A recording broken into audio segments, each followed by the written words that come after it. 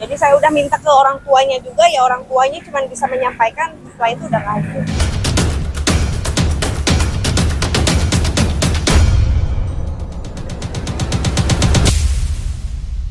Hari ini saya, Maci Ahmad, dan tim mendampingi klien saya, Ratu Meta, mendapat panggilan untuk menjelaskan kronologis di hadapan Pusat Perlindungan Perempuan dan Anak ya. Tadi telah memberikan kronologis untuk menguatkan laporan kepolisian yang di Polres Jakarta Timur. Tadi sekitar 2 jam ya dipanggil, dan juga mendapatkan bimbingan dari psikolog ya, psikolog dari Pusat Perlindungan Perempuan dan Anak seperti itu. Dia minta kronologisnya seperti apa, terus berapa kali sudah melakukan seperti ini, terus apa sih, verbal ya Pak? Iya. Verbal juga pernah apa belum? Psikis. Terus bukti-bukti udah saya kasih, terus ditanyain anak-anak di mana ya gitu ya, terus gimana perkembangan, terus sekarang apa yang dirasakan oleh saya sendiri, saya sih kayak kebingungan aja gitu, terus kayak gampang emosional juga gitu, karena apa mungkin beban saya makin banyak. Ya itu aja sih yang jadi harus ketemu psikolognya harus 3 kali, nggak cuma 1 kali ini. Nanti buat ada janji lagi dari psikolognya baru sekali, nanti 2 kalinya. Setelah ketemu psikolog gimana? Lebih enak sih gitu loh. Terus saya bilang ya kalau untuk sekarang nih saya paling yang nggak bisa ninggalin sholat dan pasti ibadah zikir segitu selama di rumah gitu, itu paling benar, saya paling betul. Jadi ya selama yang dia arahkan, selama yang kegiatan saya ketemu teman-teman atau kerjaan atau apa, dia tuh udah bagus gitu loh. Psikolognya udah bagus, apa yang dilakukan sekarang ini ya udah bagus. Tapi pihak dari suaminya Mbak Meta sendiri akan dipanggil. Oh, saya kurang tahu untuk itu. Yang jelas untuk saksi-saksi yang kami telah laporkan di Polres Jakarta Timur itu sudah lengkap, dan seharusnya dalam minggu-minggu ini atau minggu depan dari pihak terlapor sudah akan dipanggil ya, karena kita sudah memberikan bukti dan sudah cukup saksi. Ya mudah-mudahan dalam waktu dekat pihak terlapor akan dipanggil, dan tadi kita juga telah memberikan surat laporan kepolisian dan bukti-buktinya juga kepada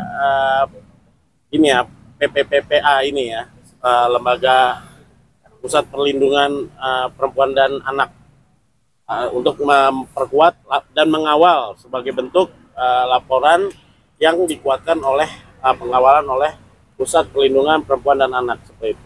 Kalau seandainya pihak pelapor Ratu gimana? Ya, karena saya rasa ya kalau misal tidak datang, menurut KUHP ya akan dipanggil sekali lagi, dan apabila tidak mengindahkan undangan dari pemeriksaan dari kepolisian, ya saya akan tegas untuk meminta gelar perkara untuk segera menaikkan ke tahap penyidikan seperti itu.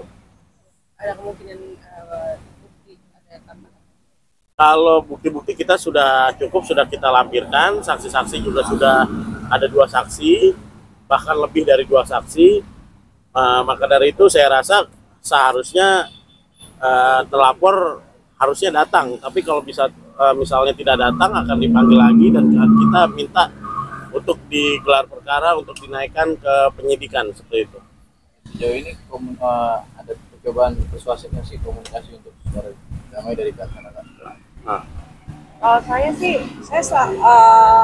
minta tanggung jawab aja, maksudnya kayak minta buat uang susu gitu kan, susu sampai cicilan-cicilan yang seharusnya dia bayarkan gitu loh, yang tunggakan-tunggakan kayak gitu kan jadi saya yang beban gitu loh, yang seharusnya beliau yang bayarkan ya justru yang jadi saya gitu. Kalau saya kan nggak bisa kayak gitu ya Mbak, jadi kayak uang susu nih, uang anak-anak gimana gitu kan, sama sekali kemarin lebaran juga bahkan nggak ada kirim biaya, nggak ada sama sekali juga nggak ada. Lebaran juga nggak ada, kasih bajunya kasih apa nggak ada. Jadi saya udah upaya WhatsApp dengan papanya juga nggak dibalas. Komunikasi berarti udah nggak ada. Iya. Jadi saya udah minta ke orang tuanya juga, ya orang tuanya cuma bisa menyampaikan, setelah itu udah nggak ada. Ada rencana kayak mau nyamperin nggak sih ke anaknya?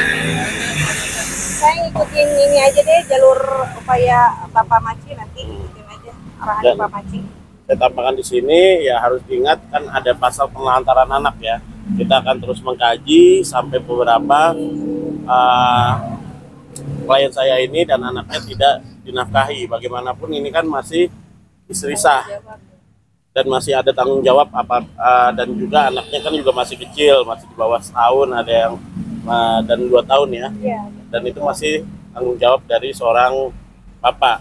Apabila kita lihat berapa lama dari terlapor ini dan ya di mana adalah seorang ayah dari anak-anak dari klien kami, apabila tidak mengindahkan dan terus-terusan tidak memberi nafkah, kita akan mengkaji dan mencadangkan hak hukum kita mengenai penelantaran anak seperti itu.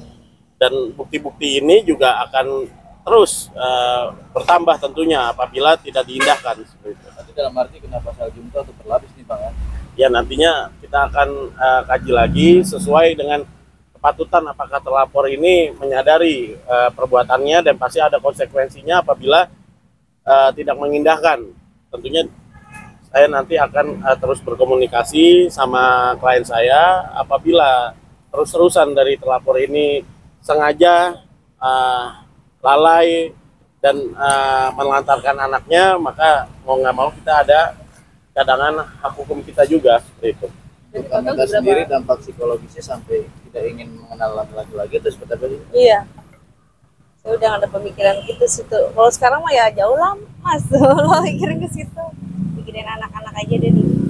Ya, alhamdulillah ya syukur alhamdulillah bersyukur sama Allah, Allah juga anak saya juga berkecukupan ya, untuk susunya juga saya bisa gitu kan, saya nyari uang dengan uang halal alhamdulillah. Yang dimana saya punya usaha saya kafe resto serame, tanpa saya harus ini ya emang udah hukum alam apa Allah ya bang ya, doa Allah alhamdulillah ada aja gitu buat anak. Berarti total udah nggak dikasih nafkah udah total. Dari pokoknya Maret, April, harusnya dari Februari juga dia ngasih kan, di Februari, pokoknya Maret, April Nggak ada uang masuk. nggak ada. Minta maaf ya, akan melanjutkan proses perceraian dan Oh iya. Ya untuk itu masih kita kaji dulu ya. Kita kaji seiringan dengan nanti kita melihat dari kasus pidananya. Kalau dari klien saya berkata kepada kuasa hukum,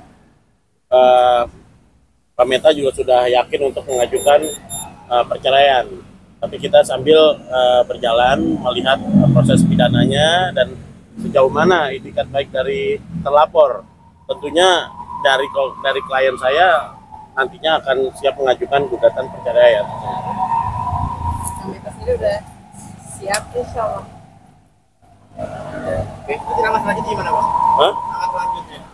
Langkah selanjutnya kita lihat dari kepolisian kan kabarnya saat ini kan nanti akan bersurat untuk memanggil terlapor ya. Ya setelah itu ya tidak ada menurut KUHP ya melakukan gelar perkara. Apakah ada unsur pidananya untuk naik ke penyidikan ya seperti itu. Oke, ini kan komunikasi sulit tadi.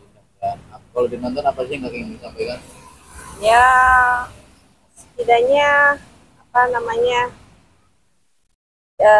ingat anak lah ya, anak-anak kan masih di bawah umur. Kalau misalkan ini kalau misalkan dia belum puas untuk kasih saya pengen kasih pelajaran aja gitu loh, biar nggak seperti itu lagi gitu, karena nggak cuma saya gitu, jadi ada beberapa hal yang saya info dari luar katanya seperti ini seperti itu gitu loh, udah dapet info gitu, bahkan dia juga ingin menjadi saksi gitu. Dia saya minta untuk Bapak Yogi dan juga keluarganya, kalaupun tidak melihat saya, tapi ingat ada anak aja sih, lebih ke situ. Tapi sorry nih, ada dugaan di bawah pengaruh barang terlarang nggak sih? Wah, saya nggak tahu deh. Saya nggak tahu juga sih, saya nggak mau ini ya. Ya, Tapi tadi pihak abang sendiri mendesak nggak sih untuk memeriksa kejiwaan dan urinnya nih, Bang? ya tentunya itu kan kewenangan tim penyelidik dan penyidik Polres Jakarta Timur ya, apabila dalam melihat gelagatnya mungkin saja bisa dites saat nanti pemeriksaan mungkin saja.